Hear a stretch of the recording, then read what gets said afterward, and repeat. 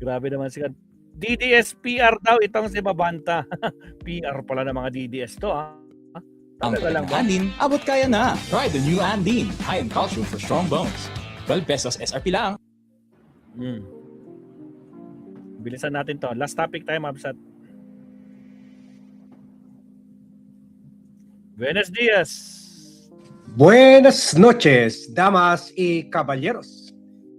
In the interest of fairness, ibabahagi ko sa inyo yung sagot, yung explanation ni DDS PR and vlogger na si Franco Mabanta, na ngayon ay sinasabi na set up daw sila ni Speaker Martin Romualdez. Magoy. So kayo, syempre, alam nyo naman, lalo na yung matagal ng loyal followers, subscribers ni Vlogcaster, alam nyo naman, marami nagagalit sa atin tuwing inuupakan natin si Romualdez kasi nung hindi pa isinama ng ombudsman pangalan ni Romualdez bilang co-mastermind ng flood control scam kasama si Cheese Escudero, si Vlogcaster lang ang consistently sinasabi na hindi kayang gawin yan ni Cheese Escudero lamang at si Saldico without the health and protection and initiative of the cousin of the president. Kasi kung hindi siya cousin ni presidente, first year pa lang na ginawa niya, natanggal na siya. The reason na umabot siya ng 3 years yan ay dahil cousin siya ni President Bongbong Marcos. Kaya umabot ng 800 to 1.2 trillion ay dahil cousin siya ni Presidente. Pero dito, sa vlog na ito, we will defend Romualdez. Ha? Ganyan ka-independent, ganyan ka-neutral si Bad. Ngayon, we will defend Romualdez. Hindi sa issue ng flood control. Hindi nagbabago ang pananaw natin doon. We will defend Romualdez against the claim of Mabanta na si Romualdez hatch a plan para i-frame up sila. We will demolish yung claim nila ngayon or excuse nila na na-set up sila, na-frame up sila ni Romualdez. Ha? Pero before that, para makilala nyo itong si Mabanta ng mabuti, i-play muna natin itong report ng One News ukol sa nangyari pagka-aresto kagabi sa kanila, kina Mabanta at 4 pang mga officials and employees of the Peanut Gallery Media Network, although Peking Media Network ito. Na bias towards the Dutertes. Exactly. The DDS. Tama, agree. Ang founder ng media company na Peanut Gallery Media Network at ang 4 na iba pa. Dahil ito sa pag-arestado ng mga ahente ng NBI, ang founder ng media. Dali. Naka-off pala yung sound natin. Sandali. Andito pala sa kabila.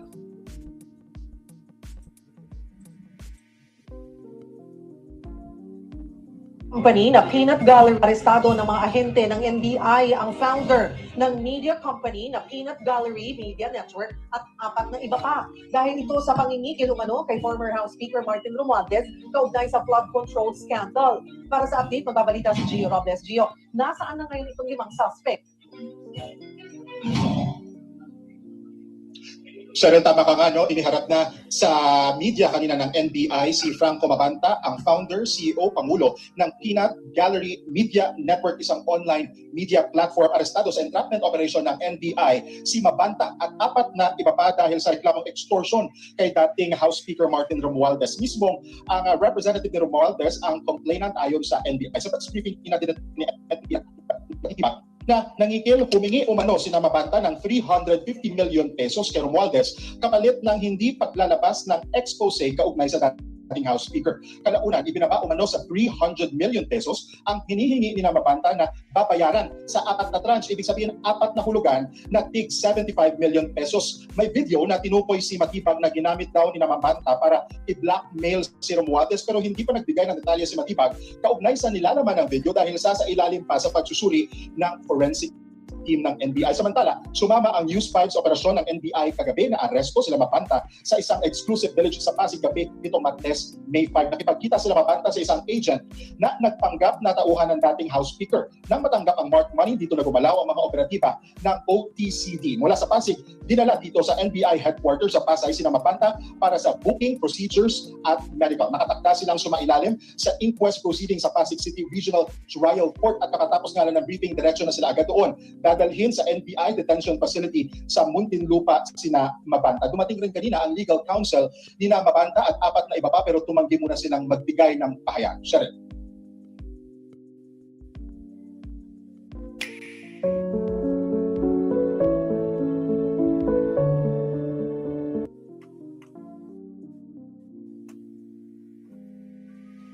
Maraming salamat, Gio Robles. Arestado ng mga ahente ng NBI. Yan. Budol money pala yan. Waldes mismo ang platform arestado sa entrapment operation ng NBI. Okay. Si Mabanta at 4 na iba pa dahil sa reklamong Tingnan niyo. extortion kay Yan. Wala ka, boy. Kulong ka. Kulong ka. Although available naman yan. Ha? Available. So ito ng statement ni Mabanta. Ha? Sabi niya, as posted dito sa Peanut Gallery Media Network, we are innocent. This was a setup. Ha? Over the last 5 months daw, gumawa sila ng immense, comprehensive, painful research sa breathtaking national corruption of former Speaker Martin Romualdez. Sabi pa niya, what we have is devastating. Nakakasira daw talaga kay Romualdez. Ha? Mamamatay daw si Romualdez, masisira daw si Romualdez kung ilabas ito. Yung episode daw was filmed several weeks ago at na-edit na daw ito, 90 minutes long, almost 1 hour, packed with hard evidence and ready to release and ready for release. Kaya daw nangyari daw ito. Kaya daw nangyari daw ito yung extortion nga. Sabi nila, there was no extortion. There were 0 threats from us. That's all bullshit. The evidence provided showed one-sided story. We committed no crime and we can prove it. So ito lang sa akin, ha. Kung last year pa daw ito Last year pa daw nasimulan nila kausapin sila Romualdez sa pagsabi, meron sila daming evidence, meron sila smoking gun na video. In fact, nagpadala na doon sila sample ng video ng kukunti, parang summary kung anong lalabas sa 90 minutes video. And then 2 weeks ago, nasimulan nila ulit yung negotiation. Pero itinaas na yung pera sa 350 kasi malapit na nga mapailan ng kaso ng plunder balaban kay Romualdez. Kumbaga, nakita nila perfect timing. Ito lang sa akin kasi ako naging investigative reporter ako ng Philippine Daily Inquirer for 15 years. Nasa Inquirer ako. In fact, yan mga awards ko, is a testimony to that, kaya nasa likod ko yan. Pati one of my awards was a scholarship sa University of British Columbia sa Vancouver, sa Canada, and also as a visiting professor sa University of Toronto, sa Toronto, Canada, and also as a visiting lecturer sa University of Regina, sa Canada rin. So umiikot ako yan ang award ko from the Canadian government because of my investigative journalism, mga expose ko. Specifically, I'm the first journalist to expose yung mga katiwalian ng pork barrel. Kaya napalitan na yan because of me. Pinalitan nila yung Priority Development Assistance o yung Countrywide Development Assistance Funds, CDAF, Countrywide Development Assistance Funds, dahil sa expose ko, natanggal na daw pero ginawa lang pala PDAF, Priority Development Assistance Funds, yung pork barrel. So when I exposed that, yun, nanalo ako ng mga Grand Slam of Awards, including the Catholic Mass Media Awards dito sa Pilipinas. So, basic sa amin, kung gagawa kami ng expose, kukunin namin yung side. Siyempre, side ng, tulad noon, kinuha namin side ni Joe De Venecia, yung mga ilan mga congressmen, mga 50 congressman, in-expose namin yung mga katiwalian. In-expose namin. In fact, muntik na silang kasuhan kami for 1 billion damages ako at in the whole Inquirer. So, pero umatras sila because of public pressure sa kanila not to sue the Inquirer. So, basic sa amin, kung gagawa ka ng investigative report, kukunin mo yung side. Pero, kung kukunin mo, mas okay na magbigay siya ng statement o mag-interview ka, pero may kasama ka kasi baka yung delikado, baka ma-entrap ka. Ha? At kung sabihin mo lalabas, sinabi nito nila Mabanta, ilalabas nila by May 5. Kung sabihin mo ilabas mo talaga. Wala nang, kung ibibigay mo sa akin ito, kung bigyan mo ako ng 350 million, hindi namin ilalabas ito. Yun, blackmail yun. Blackmail yun. Kaya walang value itong excuse ni Mabanta. Ha? Kasi, bakit hindi na lang nila last year pa inilabas? Kung meron pala ebidensya, nakuha nyo na yung side nila Romualdez, kahit kasuhan kayo ng libel o cyber libel, may depensa kayo eh. Kinuha namin yung side niya. Wala kaming personal motive para tirahin siya. Kami. Independent kami, neutral kami. We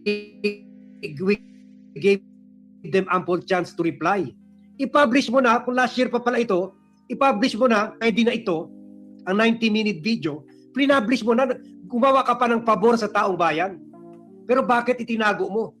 Sana kung ngayon pumutok na ito, sana i-publish nyo na because that is your biggest defense. Bakit hanggang ngayon hindi nyo pinapublish? Ibig sabihin, ginamit nyo na talaga siya for extortion purposes. Kaya mali ito. Wala daw silang threat. Meron.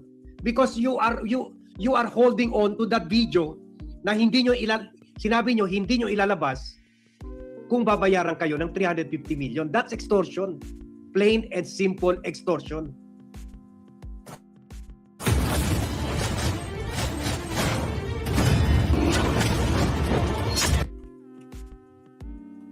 Hindi ginagawa yan ng mga tulad natin, ng mga investigative reporters. That is, kung meron talaga kayong prueba, meron talaga kayo ebidensya, smoking gun.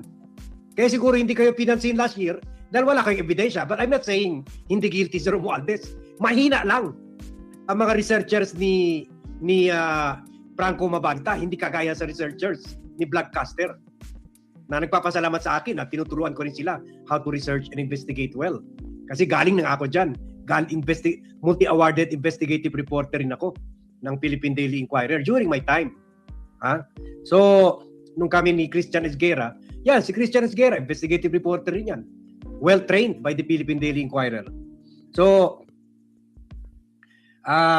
so the fact na hindi nila inilabas yung video, kung talagang hindi ito extortion, ilabas nyo na. The public will thank you for it pa. I will thank you for it. Lalo na kung may ebidensya kayo. Kasi syempre, yung mga supporter ni Romualdez, hanggang ngayon, hinihingan ako ng ebidensya. Tuwing sinasabi ko, kasama si Romualdez sa katiwalian. Kung may ebidensya kayo, ba't hindi nyo inilabas? Kung inilabas nyo yun, journalist kayo. Kung hindi nyo inilabas yun, from last year pa, extortionist kayo. Yun lang yun. Sabi niya, Romualdez did this to silence us. Why? Because the timing of the release of our expose would leave him in desperate situation. Lalo na daw ngayon na malapit na daw kasuhan siya. Kakasuhan na siya ng ombudsman.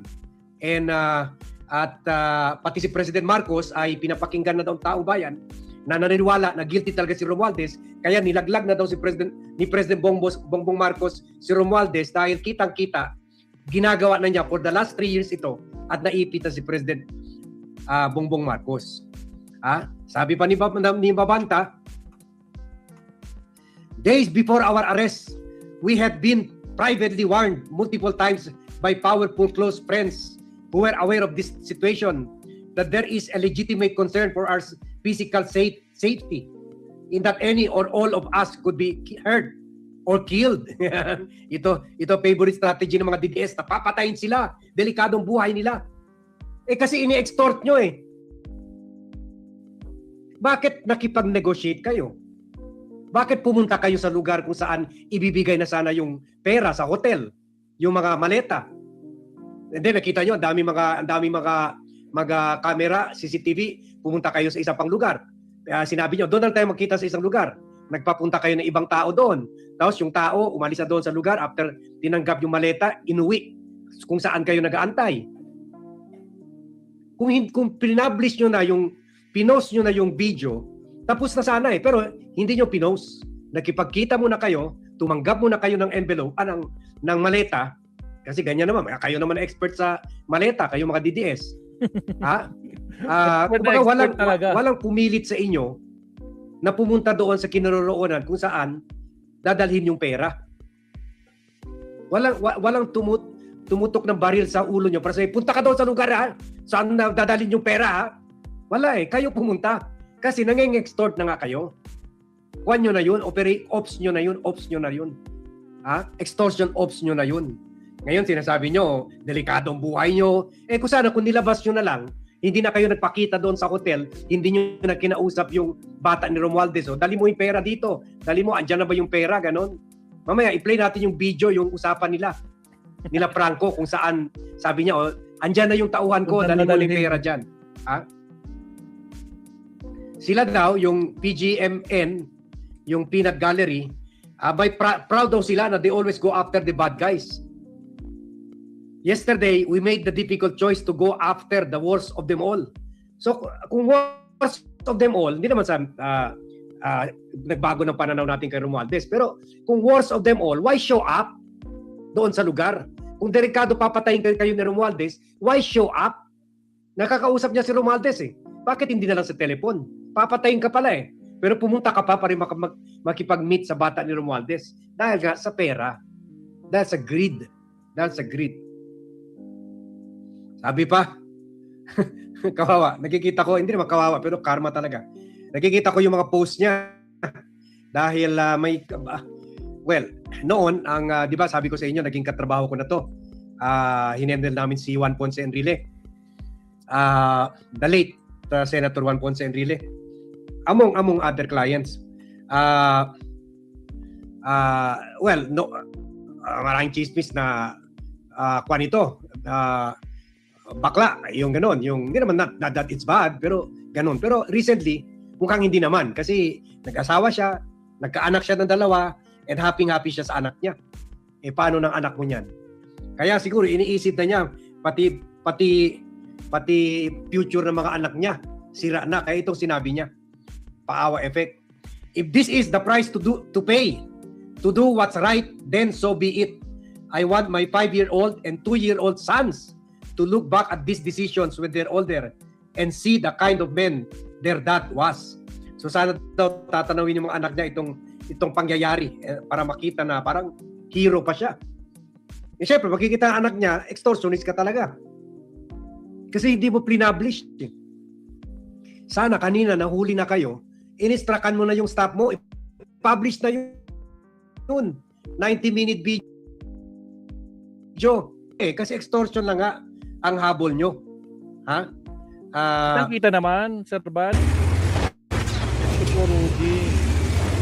Puro palusot ang ginasabi nila.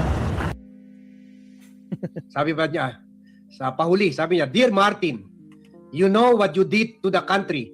We know what you did to the country. Soon, hopefully, everyone will too. So we want to know, what did Martin do to the country? Ilabas nyo na. Ang problema, puro kwan lang kayo, puro panakot lang kayo. Tama. Na ilalabas. This is the first time. Kung meron man dyan sa Peanut Gallery who is listening, who is watching, ilabas nyo na. Yan ang pinaka-biggest defense nyo. Ba't hindi nyo nilalabas? Kasi inamin wala. na mismo. Ngayon, ni Franco Mabanta na meron sila ganyan video. Question, bakit hindi nilalabas? Dahil hinihintay nyo ng grasya. And that is outright extortion. Clear. Hindi naman tayo lawyer, pero sa sentido común, extortion talaga yan. Kami sa Inquirer, kung sasabihin namin ilalabas. Because that is what the country and truth requires. Kung gusto mo talaga gumawa ng expose, ilabas mo. Hindi yung sasabihin mo, ilabas mo, and then hindi mo nilabas. Hanggang ngayon, hindi nilabas. Extortion yan. Dito ba sa Blackcaster, meron ba kayo na ilalabas natin yun? Nilalabas natin without any conditions to anybody or without meeting yung mga inuupakan natin. Daming tumatawag sa akin, di ako nagkikipag-meeting eh. Sabi ko, sige, kung gusto mo itong email address ko, magpadala kayong side mo. O kaya, tumawag ka sa akin, interviewin kita on air. Pero hindi ako nakipagkita.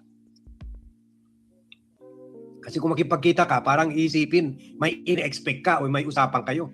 Yun lang man yun eh. Kung gusto mo tirahin, kung may prueba ka, tirahin mo! If the truth is on your side at kung ginawa nyo ng tunay na investigasyon. Problema, baka hindi eh. Baka binabluff nyo lang si Romualdez. So again, this is not to defend Romualdez, pero as far as the issue of Romualdez framing up Mabanta, I would believe Romualdez not framing up Mabanta. Kung sino man nag-frame up kay Mabanta, sarili niya. Yung pag-iisip ng mga DDS na they can get away with crime. Yung Duterte pag-iisip, Sara Duterte pag-iisip, gagawin ko to, malulusutan ko to. Papatay ako, malulusutan ko to. Magnakaw ako, malulusutan ko to. Hindi ko i-declare sa salin ko na may pera ako, malulusutan ako. I-declare ko 88.5 million ng pera ko, pero meron ako 6.7 billion bank transactions, malulusutan ko to. Impeachment, malulusutan ko yan. Feeling above the law.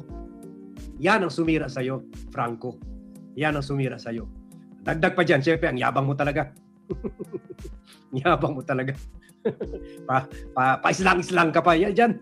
Para kayo isang vlogger rin na pa-islang-islang eh. Wala naman binatbat. Sige. By the way, mayroon naman magagalit sa akin. Kanina may nagalit na naman sa akin dahil alam nyo, kung paminsan-minsan sinasabi ko yung background ko, like my awards, like yung being president and CEO of Dean & King's Communication, yung PR company ko and political strategy company ko. Siyempre, I'm a marketing man. Yan ang bundo namin, advertising. Siyempre, I have to advertise myself para dumami ng subscribers ko. Kasi, siyempre, mga lawyer, dahil lawyer sila, ang bilis tumaas yung numbers ng page nila kasi alam, lawyer eh. Kasi ganyan tayo mga Pilipino eh. So dito rin, gusto ko rin, lalo na sa mga bagong subscribers, I also want them to know na hindi man ako lawyer, hindi man ako doktor, hindi man ako architect, pero PR man ako, na legit, journalist ako, and kilala ko yung mga, tulad ito, si Mabanta, kilala ko siya. Enrile, kilala ko yan. Marcos, Bongbong, kilala ko yan. Erap, naging kliyente ko. Duterte, naging kliyente ko. Sara, naging kliyente ko. So, it's my way of saying na dito sa Blackcaster Channel, mas malalim ang mga issue din i-discuss natin because I know the people I'm talking about, I'm discussing about. Kanina lang, may common friend kami ni Ralph Recto. Nagkita, hindi yung si Ralph Recto, yung magkaibigan namin. Although, alam ko may problema siya, yun. Pero sabi ko lang, retard na tayo. Hindi na ako makatulong. Retard na tayo. Retarded. Right. Salamat. So, ganun. Hindi yun pagyayabang. That is just... Okay na yan, Sir Bad. So, ayun na ka mga kapsat. Diyos ko po, Rudy. Wala na talaga. Kuha na sila mga kapsat. Talagang problemado sila left and right. Hindi na nila gagawin nila. Di ba? Diyos ko po. Sa mga bagong pasok na, mag-subscribe naman daw kayo dyan, ha? Baka naman, sabi ni I am Batman, kapsat. So, dyan po tayo magtatapos, mga kakapsat. Diyos ko, Lord. So, itong si Pulong, maingay lang sa online, pero nga sa Kongreso. At itong sinabihan na, na-set up daw sila. Diyos ko, set up. Caught in the act, sabihin, hindi set up. Caught in the act. Diba? How come nandun yung maleta? Set up yung maletang yun? Anak ng kamote. Tapos kayo, ang galing yung magsabi na nasa administrasyon yung maleta. Diyos ko, Lord Rudy. Ay di bistado kayo, mga kamote kayo. Di ba? Mga kamote talaga kayo. Siya, it's already 11:30. Wabsat again, maraming salamat po. May pasensya na, medyo late talaga tayo nag-start ngayon. So, try natin kung makakabawi tayo bukas. Pero kung hindi, bahala na ulit si Batman. Again, maraming salamat. Don Official, Ryan Conese, shout out. I am Batman. Elvira G, si Kat,